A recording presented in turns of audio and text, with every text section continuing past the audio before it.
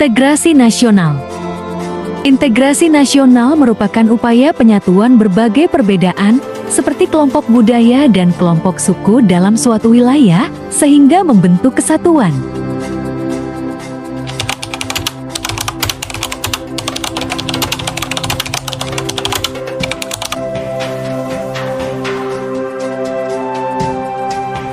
Apakah kalian tahu arti semboyan Bhinneka Tunggal Ika dalam lambang negara kita? Arti Bhinneka Tunggal Ika secara harfiah ditafsirkan sebagai berserai tapi satu, berbeda tapi tetap satu. Semboyan ini digunakan sebagai ilustrasi identitas alami Indonesia dan dibangun secara sosial budaya berdasarkan keragaman. Semboyan ini terdapat pada lambang negara kita, sebuah pita putih yang digenggam oleh Sang Garuda.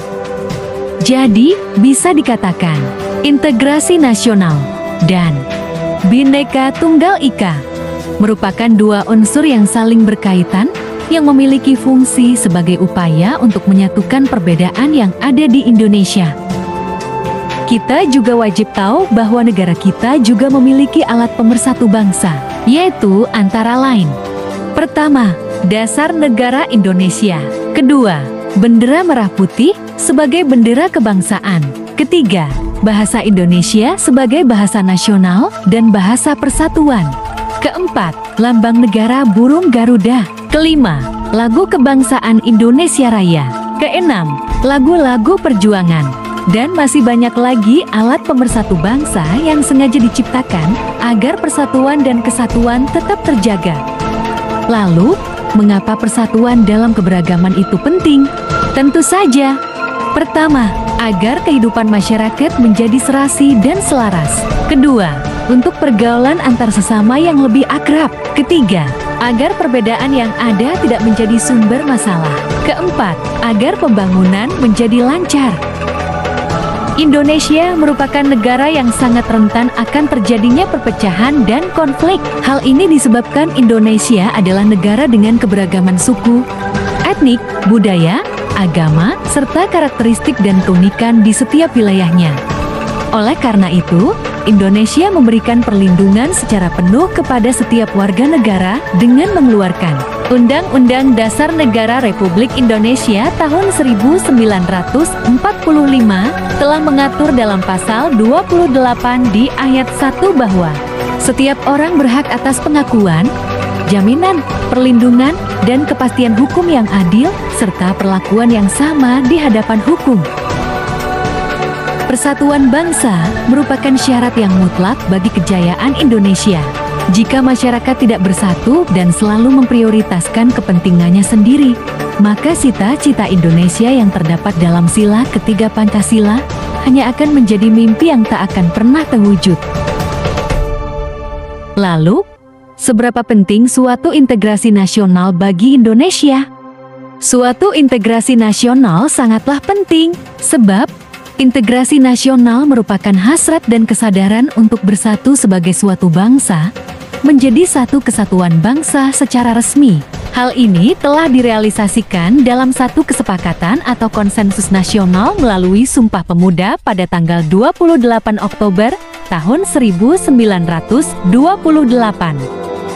Lalu, apa syarat keberhasilan suatu integrasi di suatu negara?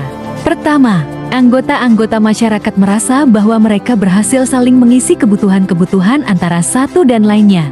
Kedua, terciptanya kesepakatan konsensus bersama mengenai norma-norma dan nilai-nilai sosial yang dilestarikan dan dijadikan pedoman. Ketiga, norma-norma dan nilai-nilai sosial dijadikan aturan baku dalam melangsungkan proses integrasi sosial. Selain syarat, ada pula faktor-faktor yang membentuk dan menghambat suatu integrasi nasional. Faktor pembentuknya antara lain: pertama, adanya rasa senasib dan seperjuangan yang diakibatkan oleh faktor sejarah. Kedua, adanya ideologi nasional yang tercermin dalam simbol negara yaitu Garuda Pancasila dan semboyan Bhinneka Tunggal Ika. Ketiga, adanya tekad serta keinginan untuk bersatu di kalangan bangsa Indonesia seperti yang dinyatakan dalam Sumpah Pemuda. Keempat, adanya ancaman dari luar yang menyebabkan munculnya semangat nasionalisme. Kelima, Penggunaan bahasa Indonesia. Keenam, adanya semangat persatuan dan kesatuan dalam bangsa, bahasa, dan tanah air Indonesia. Ketujuh, adanya kepribadian dan pandangan hidup kebangsaan yang sama, yaitu Pancasila. Kedelapan, adanya jiwa dan semangat gotong royong, solidaritas, dan toleransi keagamaan yang kuat. Kesembilan, adanya rasa senasib sepenanggungan akibat penderitaan penjajahan. Kesepuluh, adanya rasa cinta tanah air dan mencintai produk dalam negeri. Selanjutnya, faktor penghambat dari integrasi nasional adalah: pertama, kurangnya penghargaan terhadap kemajemukan yang bersifat heterogen. Kedua, kurangnya toleransi antar golongan. Keempat, kurangnya kesadaran dari masyarakat Indonesia terhadap ancaman dan gangguan dari luar. Kelima, adanya ketidakpuasan terhadap ketimpangan dan ketidakmerataan hasil-hasil pembangunan. Upaya untuk mencapai integrasi nasional dapat dilakukan dengan cara menjaga keselarasan antar budaya. Hal itu dapat terwujud jika ada peran serta pemerintah dan partisipasi masyarakat dalam proses integrasi nasional.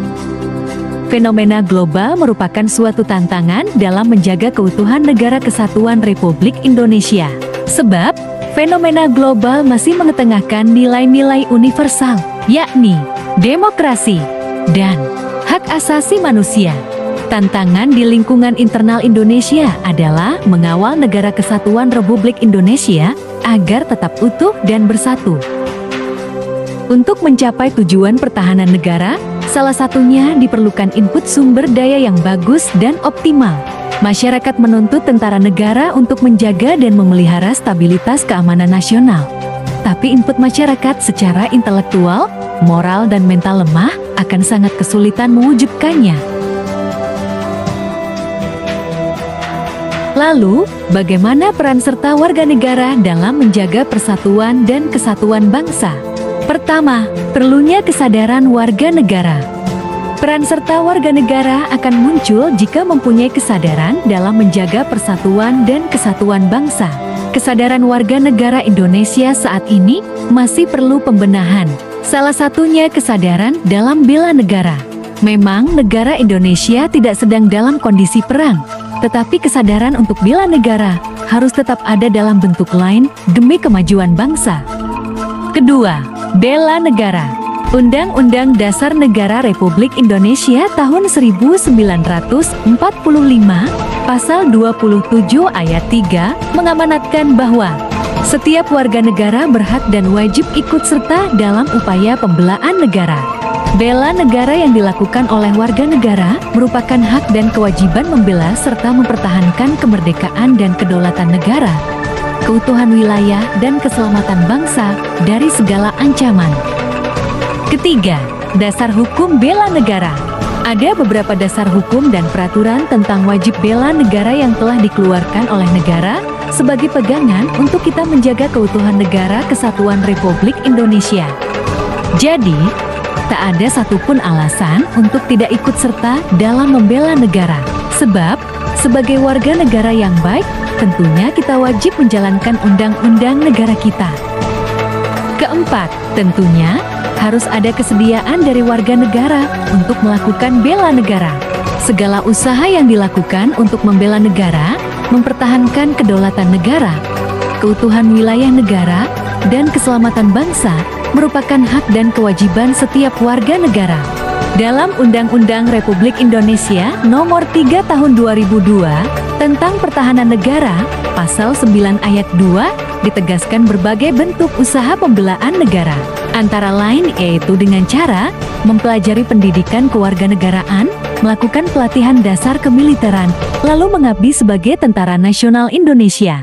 Dan yang terakhir adalah bisa dengan cara mengabdi sesuai dengan keahlian dan profesi. Maka dari itu, tugas kita sebagai warga negara Indonesia untuk selalu merajut kebersamaan dalam kebinekaan, agar kita dapat memahami bahwa kebersamaan dalam perbedaan merupakan komitmen yang harus tetap dijaga dan dipelihara seluruh rakyat Indonesia.